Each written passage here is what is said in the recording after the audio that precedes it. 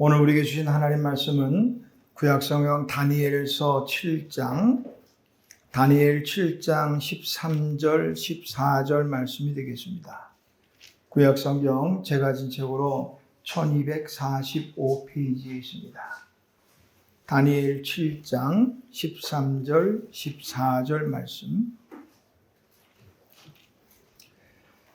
찾으셨으면 하나님 말씀 앞에 다 같이 일어서시기 바랍니다. 오늘도 우리에게 주시는 하나님의 기록된 계시의 말씀을 제가 봉독하겠습니다. 하나님의 말씀을 경청하시기 바랍니다. 내가 또 밤 환상 중에 보니 인자 같은 이가 하늘 구름을 타고 와서 옛적부터 항상 계신 이에게 나아가 그 앞으로 인도되매 그에게 권세와 영광과 나라를 주고 모든 백성과 나라들과 다른 언어를 말하는 모든 자들이 그를 섬기게 하였으니 그의 권세는 소멸되지 아니하는 영원한 권세요 그의 나라는 멸망하지 아니할 것이니라. 아멘. 자리에 앉으시기 바랍니다. 기도하겠습니다. 하나님 아버지 은혜를 감사합니다. 오늘도 귀하고 복된 하나님의 거룩한 날 주의 전에 나와 예배하는 중에 이제 하나님의 귀한 말씀 앞에 섰습니다. 하나님이여 말씀하옵소서. 오늘도 주시는 귀한 말씀 듣고 깨닫고 이 말씀대로 살아갈 수 있도록 함께하여 주시옵소서. 예수님의 이름으로 기도하옵나이다. 아멘. 자, 우리 앞에 옆에 계신 분들 인사할까요? 사랑합니다. 축복합니다. 인사하시고요. 자, 성경들을 이제 쭉 우리 읽어가는 중에 이제 우리 7장 바로 옆에 보면 6장에는 다니엘의 사자굴 사건이 나옵니다. 사자굴 사건이 뭔지 잘 모르시는 분들은 다니엘서 6장을 가서 한번 읽어보시고, 사자굴 환상이 있은 후에 벨사살 이 왕 원년 첫 번째 해에 다니엘이 환상을 보게 되죠. 우리 7장 1절을 보면 바벨론 벨사살 왕 원년에 다니엘이 그의 침상에서 꿈을 꾸며 머릿속으로 환상을 받고 그 꿈을 기록하며 그 일의 대략을 진술하니라. 꿈에 본 환상을 지금 기록하는 장면입니다. 자, 환상 중에 다니엘은 네 짐승을 이제 보게 됩니다.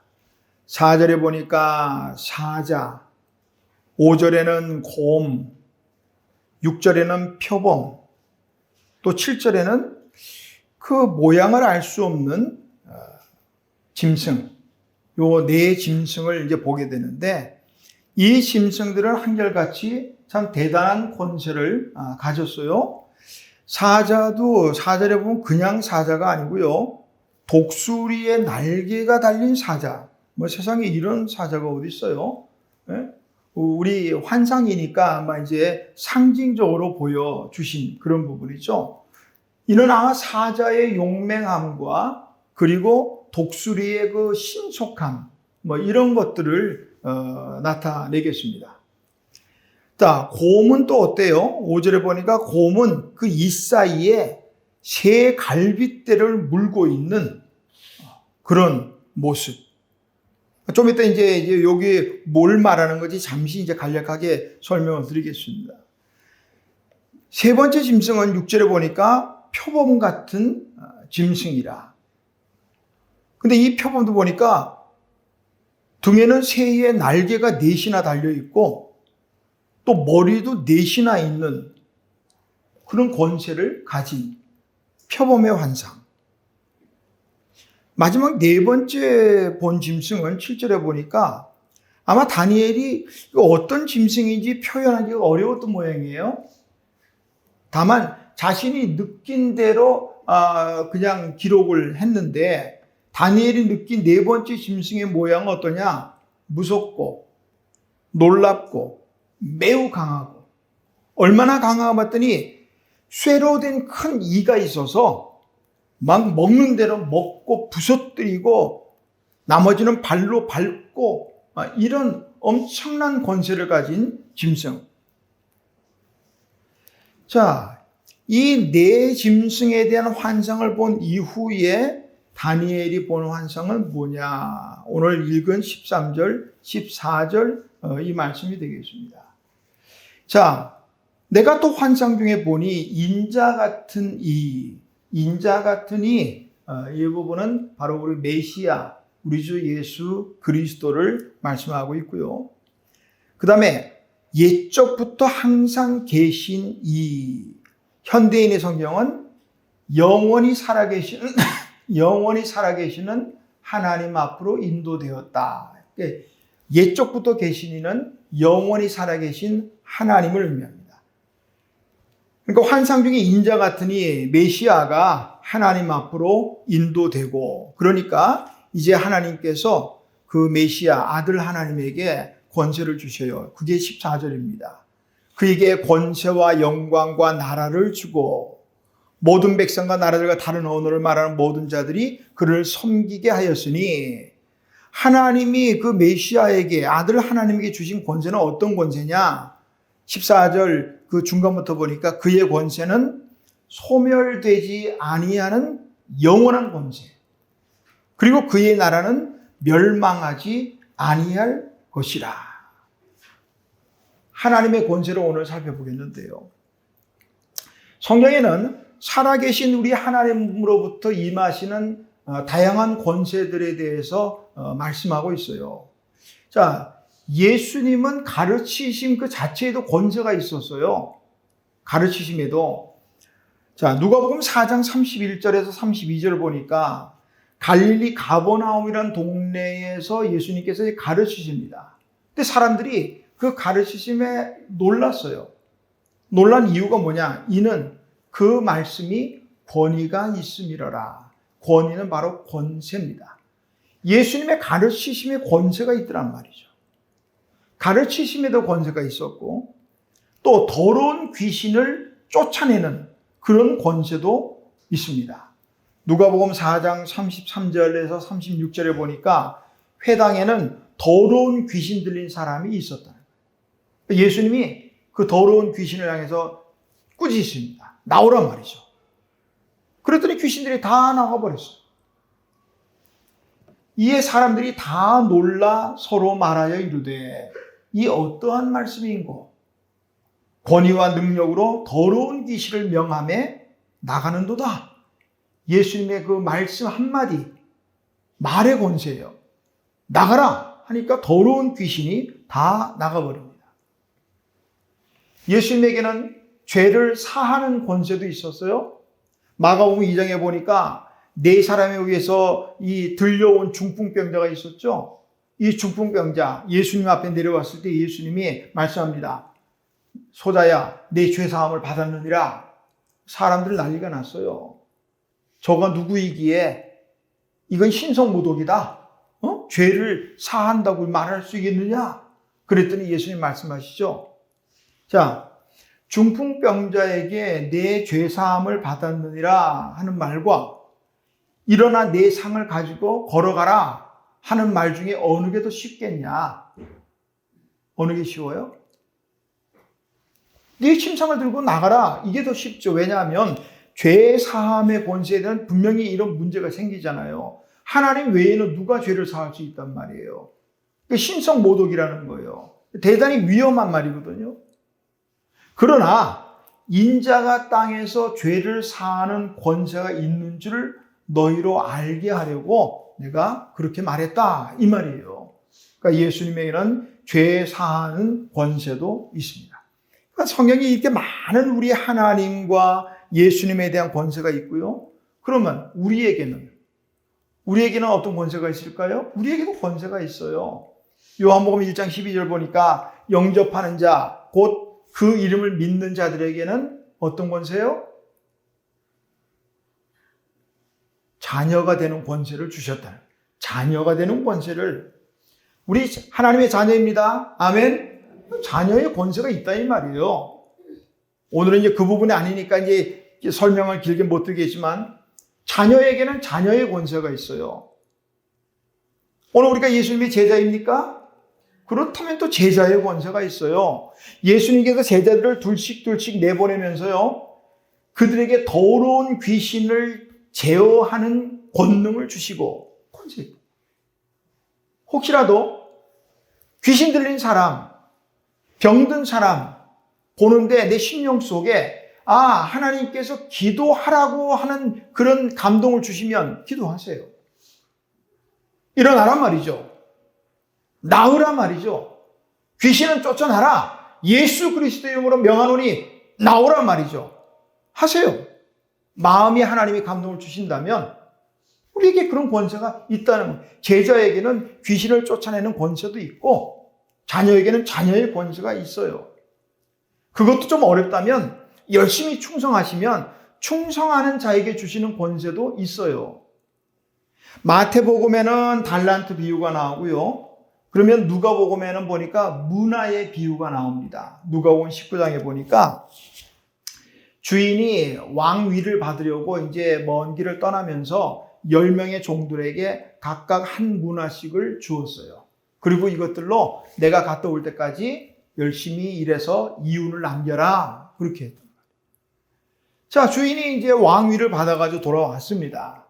그리고 문화를 맡긴 그 종들을 불렀어요. 한 종이 말합니다. 주인이요, 제가 주인이 준 한 문화를 가지고 열심히 해서 10문화를 남겼나이다 하고 10문화를 앞에 내놨어요. 그랬더니 주인이 칭찬하면서 말합니다. 잘하였다. 착하고 충성된 종아. 내가 지극히 작은 것에 충성하였으니 10고을 권세를 차지하리라. 10고을 권세. 다음 사람이 나왔습니다. 주인이요, 주인이 한 문화를 저에게 주셨는데 제가 5문화를 남겼습니다. 똑같이 말씀합니다. 5고을 권세를 주리라. 열심히 충성하면 충성하는 자에게 주시는 권세가 있다 이 말이에요. 자, 이쯤하고 이제 본문으로 들어가서요. 오늘 말씀에서 영원한 하나님의 권세를 살펴보고 그리고 그 영원한 권세를 가진 하나님 앞에 우리가 영광을 돌려야겠다. 오늘 말씀의 은혜가 되시기를 바랍니다. 자, 먼저 다니엘이 환상 중에 본 이 네 짐승에 대해서 잠깐 설명이 필요하겠습니다. 자, 우리 14절 읽었지만 17절에 보니까 7장 17절에 한번 보시면 그 네 큰 짐승은 누구냐? 세상에 일어날 네 왕이라 이렇게 말씀합니다.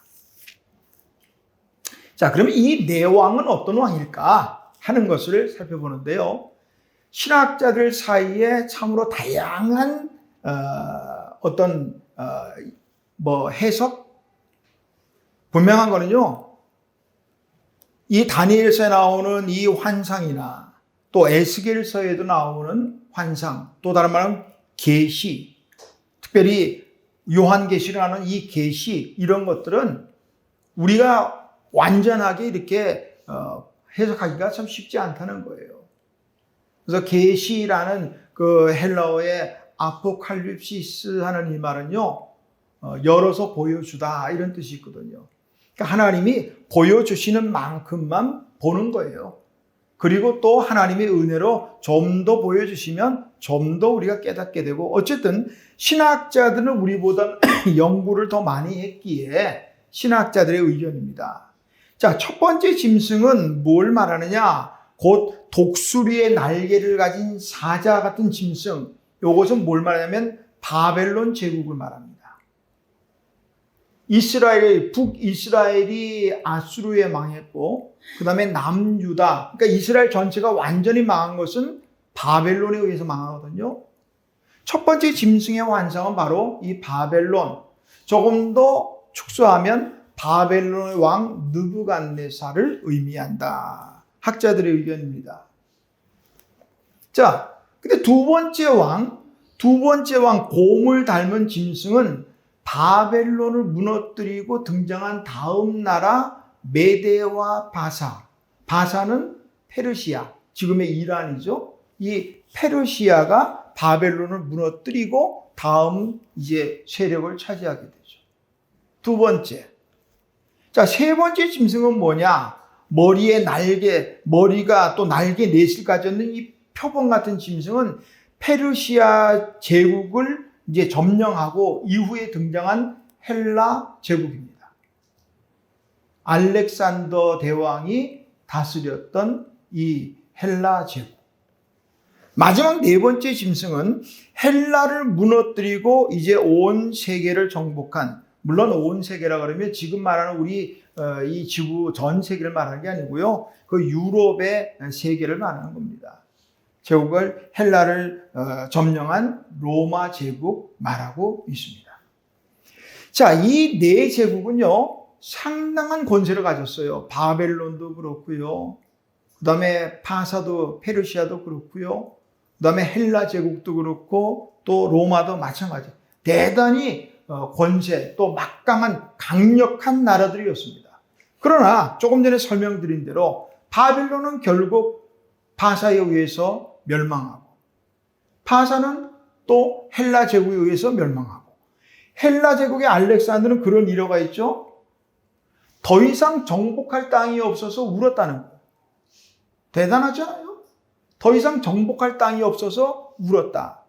그런 헬라 제국, 강력한 헬라 제국도 결국은 로마에 의해서 망하고 맙니다. 로마에 대해서 우리가 들은 기억나는 말이 있죠. 모든 길은 로마로 통한다.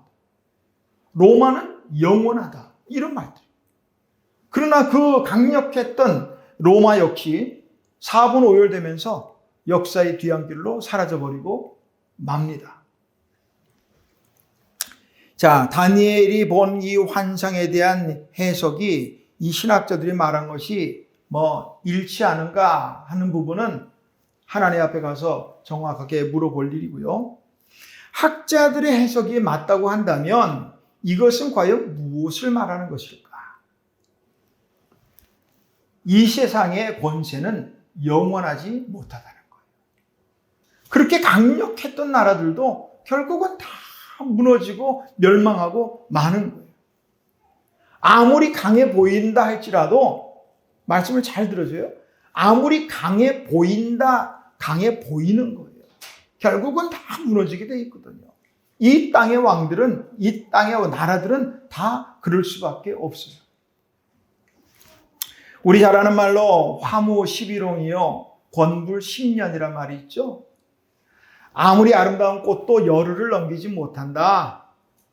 비유로 말하는 거예요. 물론 백일홍 같은 경우는 100일씩도 핀다고 하지만은, 아무리 아름다운 꽃도 열흘을 넘기지 못하고 아무리 막강한 권력이라도 10년을 넘기지 못한다. 권불 10년이라.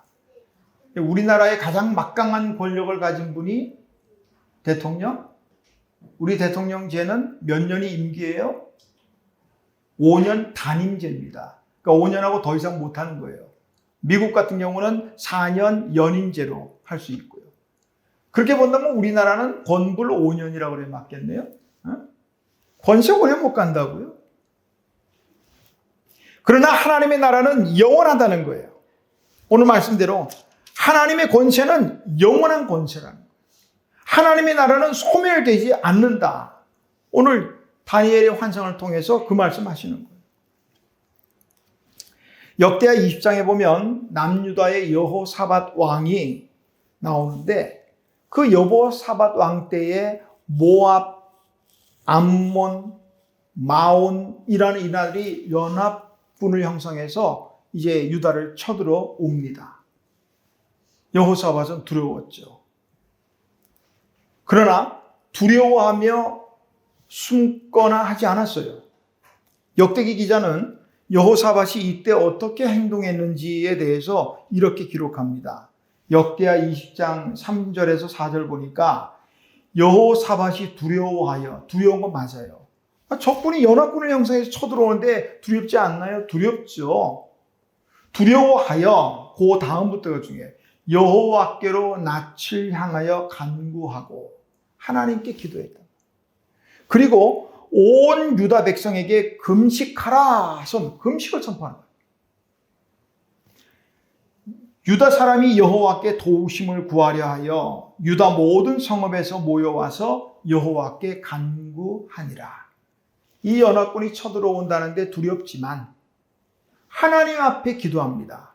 온 국민과 더불어 금식을 선포하고 금식은 뭐예요? 사람이 안 먹으면 죽잖아요. 죽기를 각오한 기도예요. 금식을 선포하고 하나님께 기도합니다. 그리고는 유다와 예루살렘 모든 회중 앞에 서서 이렇게 말합니다. 우리 조상들의 하나님 여호와여, 주는 하늘에서 하나님이 아니십니까? 이방 사람들의 모든 나라를 다스리지 아니하십니까? 주의 손에 권세와 능력이 있사오니 능히 주와 맞설 사람이 없나이다. 이방 민족들이 쳐들어올 때, 침략해 올 때 온 천지와 만물을 지으신 그리고 통치하시는 그 하나님의 권세를 의지해서 하나님께 맡기는 거예요. 하나님이 온 세상 다스리지 않습니까? 하나님이 권세와 능력이 있으니 누가 감히 하나님과 맞설 수 있습니까? 사람의 권세를 의지하지 않고 하나님의 권세를 의지하는 사람이 지혜로운 사람. 이사야 40장 26절에서도 하나님은 이사야 선지자를 통해서 말씀합니다. 너희는 눈을 높이 들어 누가 이 모든 것을 창조하였나 보라. 주께서는 수요대로 만상을 이끌어내시고 그들의 모든 이름을 부르시나니 그의 권세가 크고 그의 능력이 강함으로 하나도 빠짐이 없느니라. 하나님의 권세는 크고 능력이 강하신 분이란 말이에요. 많은 사람들이 세상 권세 앞에서 맥없이 무너지는 것을 보게 됩니다. 세상 권세? 세상 권세만 있는 게 아니죠. 오늘 우리가 살아가는 세상은 물질 만능주의 시대. 물질이면 다 할 수 있는 그런 시대. 돈 앞에서 우리의 믿음도 맥없이 무너져요. 나는 아니지. 그렇게 쉽게 말해서는 안 되겠어요. 매 앞에 장사 없다는 말도 있지만 돈 앞에도 장사가 없는 것 같아요. 민수기 22장부터 등장하는 발람이라는 선지자를 보세요. 선지자잖아요. 그런데도 이 재물 앞에는 그냥 쓰러졌다고요. 베드로후서 2장 15절에서 16절 보니까 베드로는 발람에 대해서 어떻게 말하냐면요. 불의의 삭슬 사랑하다가 책망받아요. 불의의 삭슬, 그러니까 재물이에요. 나귀가 사람의 소리로 이 선지자의 미친 행동을 저지했다. 베드로는 그렇게 말합니다. 그러니까 물질을 사랑하는 선지자의 모습은 미친 행동이라 이 말이죠. 발람은 물질의 권세 앞에서 맥없이 쓰러진 사람입니다. 오늘 우리는 다를까요? 한번 그냥 예를 한번 들어보자고요. 만일 예를 들어서 누가 100만 원 줄 테니까 오늘 교회 가지 말고 나랑 놀자. 만약 유혹한다면 자, 한번 물어볼까요? 자, 100만 원 줄 테니까 오늘 예배 가지 말고 나랑 놀자. Yes. No? 여러분은 100만 원 앞에는 안 움직이시는구만. 그럼 좀 더 올려볼까요? 1000만 원이면 어떨까요? 갈등이 안 돼요? 에이, 고개 흔들지 마. 지금 예를 드니까 그런 거예요, 지금. 그러면 좀 더 올려보자고. 1억을 준다면, 나도 갈등이 되는데, 10억을 준다면,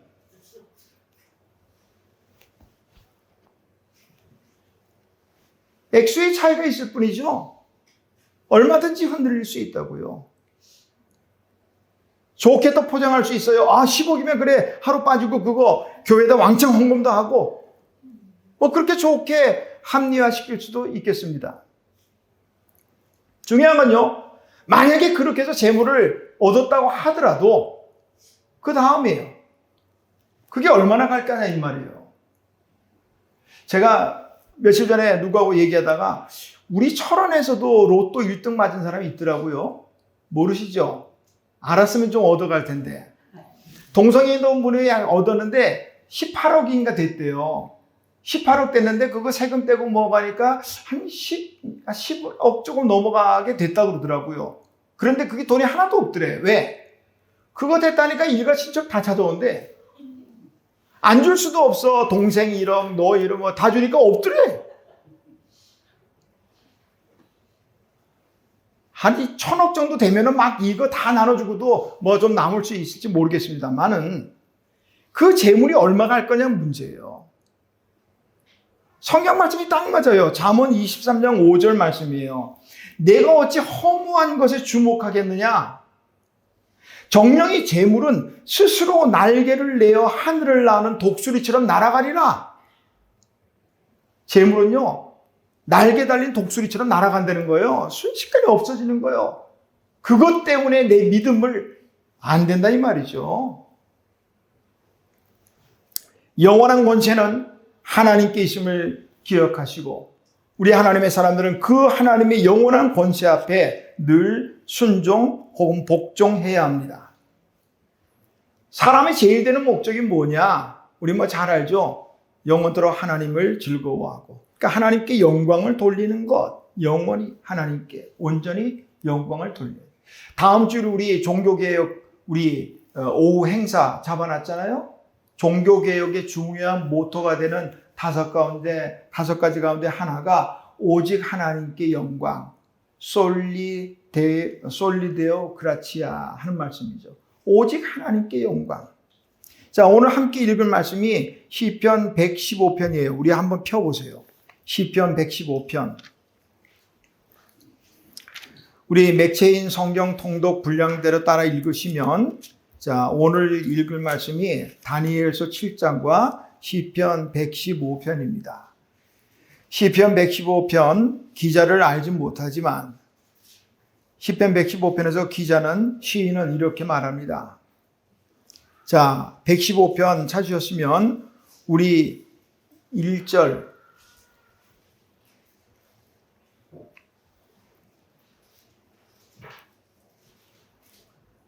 자, 시편 115편 1절 우리 한 목소리를 같이 한번 읽어볼까요? 여호와여 영광을 우리에게 돌리지 마옵소서. 우리에게 돌리지 마옵소서. 오직 주는 인자하시고 진실하심으로 주의 이름에만 영광을 돌리소서. 아멘. 기자는 영광을 우리에게 돌리지 말라는 거예요. 영광 받으실 분이 누구예요? 오직 하나님. 오직 하나님만 영광을 받으셔야 된단 말이죠. 왜 그래야 될까? 왜?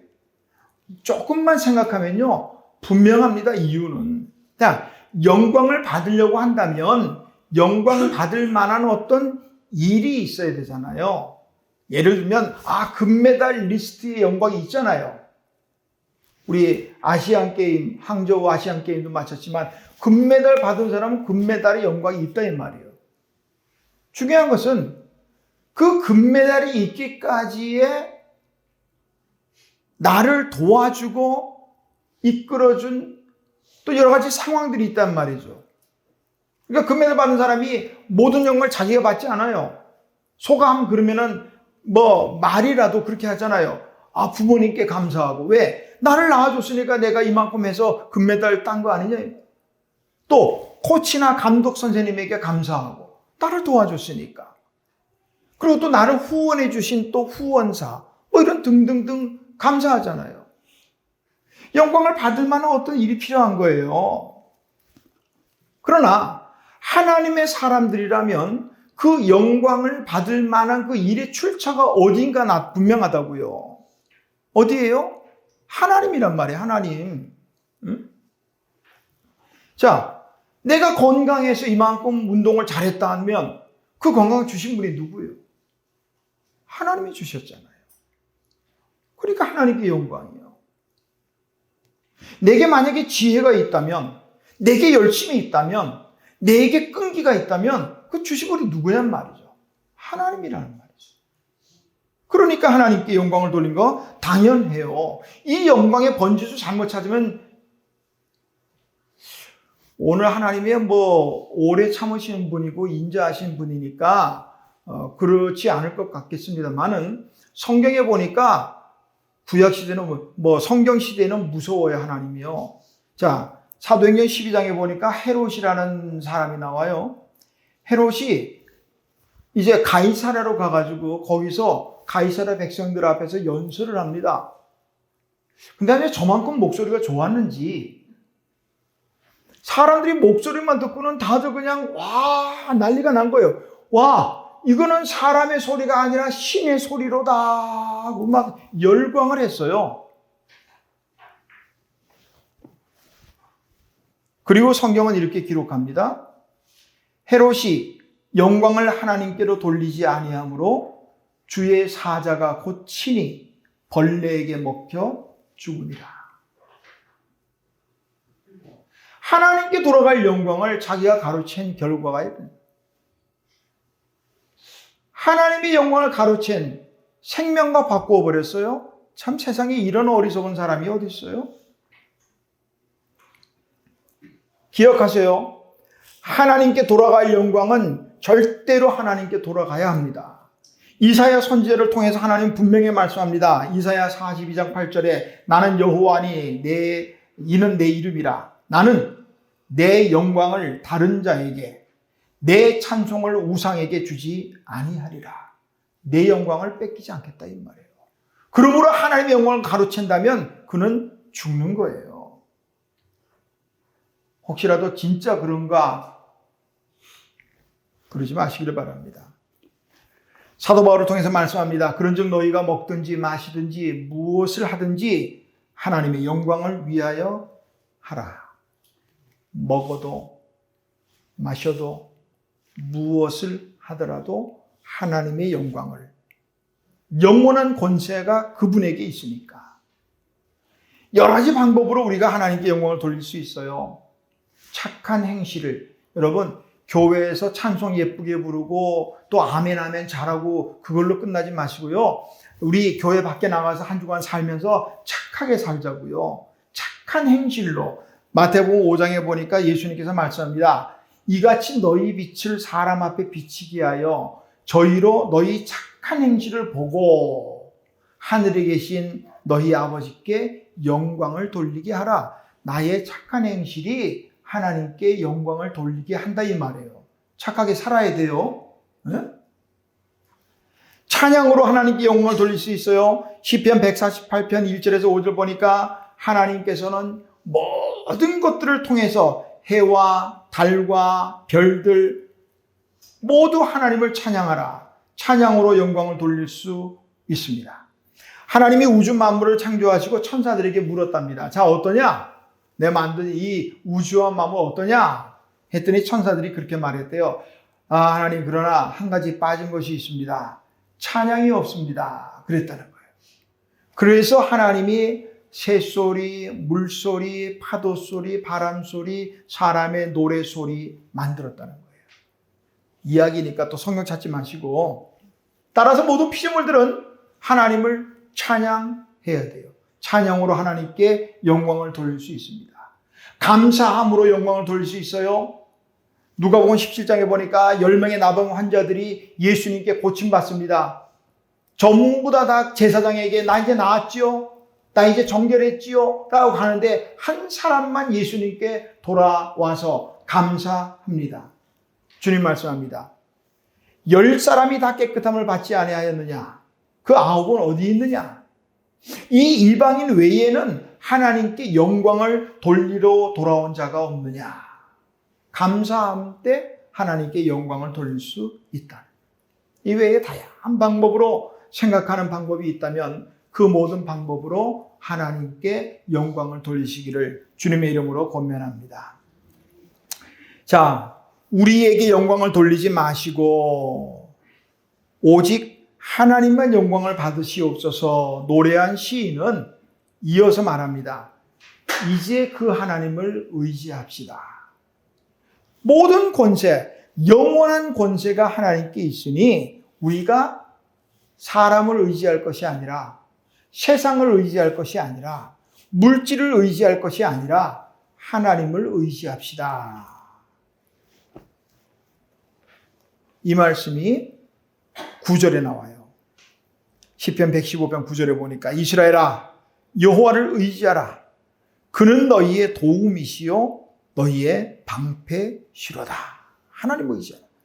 그러면서 말씀합니다. 세상 사람들이 의지하는 것들 그 하나님 외에는 다 우상인데 우상을 보잔 말이에요. 4절에 보니까 그들의 우상들은 은과 금이요 사람이 손으로 만든 것이라.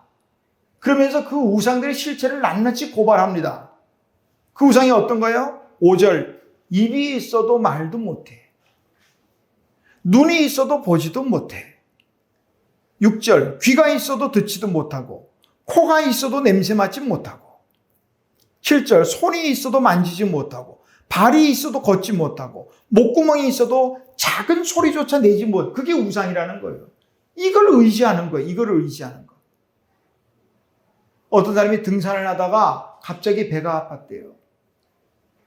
산이니까 뭐 화장실이 없잖아요.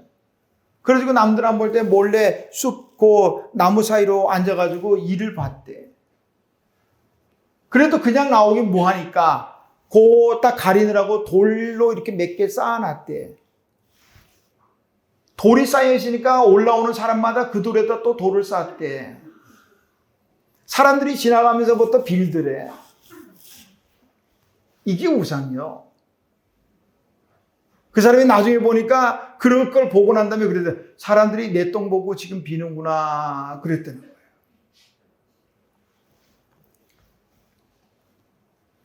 우리가 의지해야 될 분이 있다면 영원한 권세, 소멸되지 않는 권세를 가신 우리의 하나님을 의지해야 된다 말씀합니다.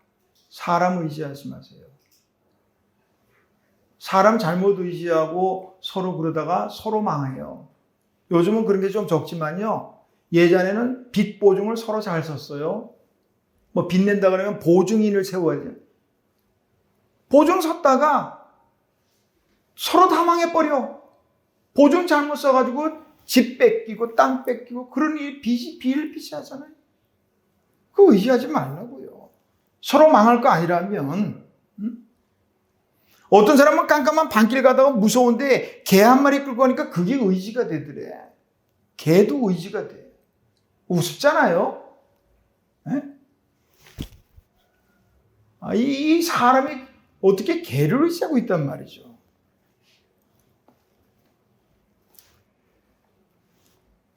골리앗은 엄청난 사람이었죠. 노스로 만든 투구에다가 갑옷의 무게만 57kg. 이 갑옷의 무게가 57kg. 야, 엄청난 거예요. 키가 거의 3m에 해당하니까 뭐 갑옷의 무게만도 그만큼 되겠죠. 창날의 그 무게만도 7kg입니다. 그리고 큰 방패를 앞세우고. 좀 의아한 게 그래요. 그렇게 대단한 사람이 무슨 방패가 왜 필요할까? 방패가 왜 필요할까 생각이 들어요. 그 엄청난 골리앗을 상대로 싸우겠다고 나선 다윗은 또 어때요? 사울이 갑옷을 입혀줘도 무거워서 못 입겠습니다. 칼을 쥐어줘도 이 칼도 버거운 거예요. 소년 다윗이 사용하기에는. 다 필요 없습니다. 손에 딱 들고 간 게 물매와 돌멩이 5개. 이게 전부. 그리고 그 결과는 우리가 알고 있는 그대로예요. 그 엄청난 골리앗이 쓰러지는 데는요, 돌멩이 하나면 충분했어요. 그 엄청난 장비로 자신의 몸을 보호하고 큰 방패를 막았지만 안 되더라 이 말이에요. 지금 이스라엘하고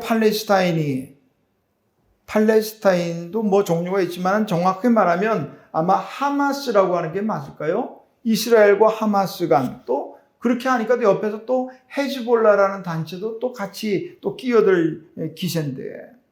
자, 이스라엘에는 최첨단 방패가 있어요. 아이언돔이라는 방패. 뭐 뉴스를 다 보셔서 아시겠죠? 아이언돔. 그대로 직역하면 강철 지붕이라는 말인데 히브리어로 키파트 바르젤이라는 이 강철 지붕이 있다.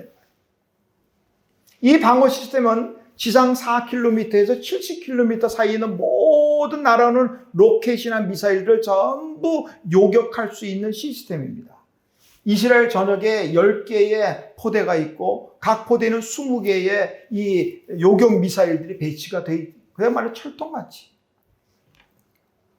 언젠가 하마스가 270발의 미사일을 쐈는데 3발만 이스라엘 땅에 떨어지고 나머지는 전부 요격에 성공했다는 거예요. 그래서 95.6%의 요격률을 자랑한다. 우리나라도 제가 알고 있기로는 그거 도입하려고 지금 하는 것 같습니다. 엄청나죠? 그런데 요번에 보니까 그거 아무 소용없더라고요. 뭐 맞는지 모르지만 약 5,000발의 미사일 로켓이 쏟아지니까요. 아이언돔 속수무책이었어요. 사람의 힘과 기술 이거는 안 돼요. 이스라엘아 여호와를 의지하라. 그는 너희의 도움이시요 너희의 방패시로다.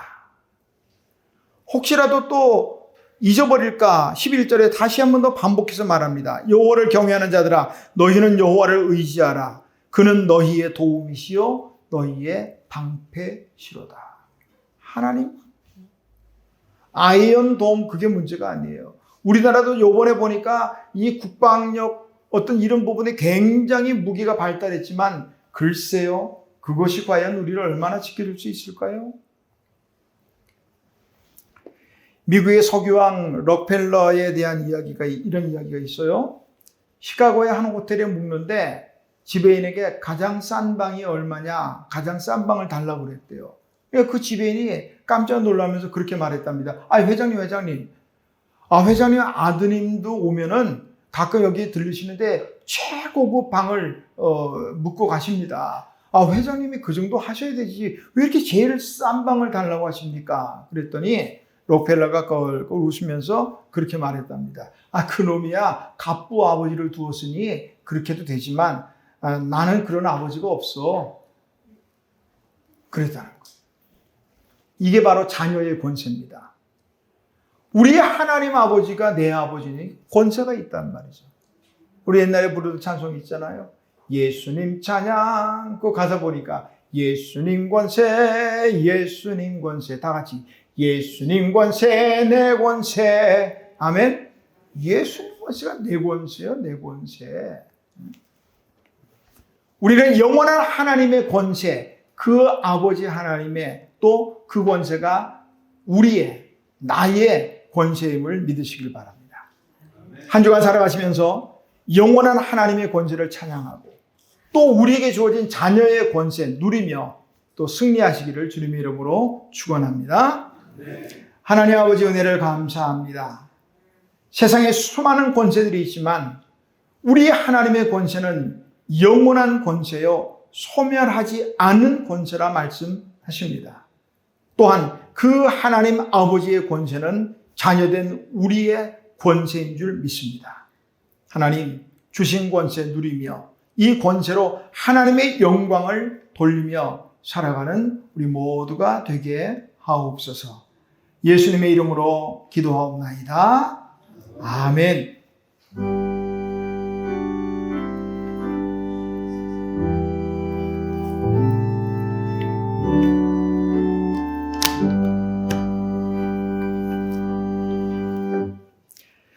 찬송가 420